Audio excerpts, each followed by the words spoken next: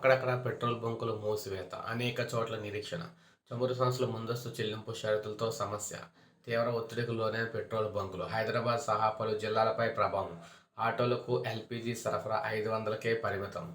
మనం చూసుకున్నట్లయితే రాష్ట్ర వ్యాప్తంగా ఇంధన కొరత భయంతో వాహనదారులు ఒకవైపు పెట్రోల్ బంకుల బారులు తీరుతూ ఫుల్ ట్యాంక్ అంటుంటే, మరోవైపు ముందస్తు చెల్లింపులు చేస్తేనే డీజిల్ పెట్రోల్ సరఫరా చేస్తామంటూ చమురు సంస్థలు షరతులు విధించడంతో రాష్ట్ర వ్యాప్తంగా పరిస్థితి క్లిష్టంగా మారింది. ఫలితంగా అక్కడక్కడ పెట్రోల్ బంకులు మూసివేయగా చాలా చోట్ల తెరిచి ఉన్న వాటిపై తీవ్ర ఒత్తిడి పెరుగుతుంది. ఈ సమస్య తీవ్రత హైదరాబాద్తో సహా అధికంగా కనిపిస్తుంది. జిల్లాల్లోనూ ప్రభావం చూపింది. మొత్తంగా చూసుకున్నట్లయితే ఆటోలకు వాడే ఎల్పీజీని కొరత ఏర్పడుతుంది. హైదరాబాద్లోని లక్కీ కప్పులో బ్యాంకు దగ్గర కిలోమీటర్ దూరం ఆటోలు బారులు తిరగా అక్కడ గ్యాస్ పరిమిత గరిష్టంగా అయితే 500కే ఇచ్చారనమాట.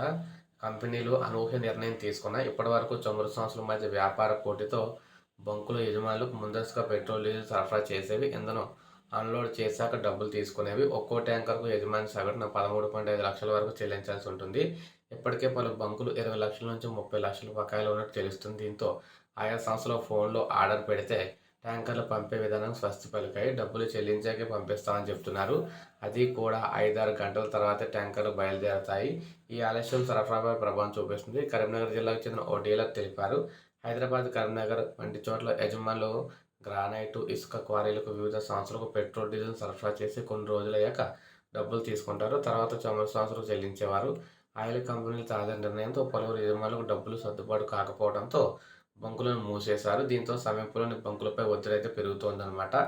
సో ఈ విధంగా మనకి తెలంగాణ వ్యాప్తంగా చూసుకున్నట్లయితే పెట్రోల్, డీజిల్ కొరత అయితే ఏర్పడిందనమాట. సో ఇది మనకు అప్డేట్. లైక్ చేయండి, సబ్స్క్రైబ్ చేసుకోండి. మన ఛానల్ సబ్స్క్రైబ్ చేసుకోండి.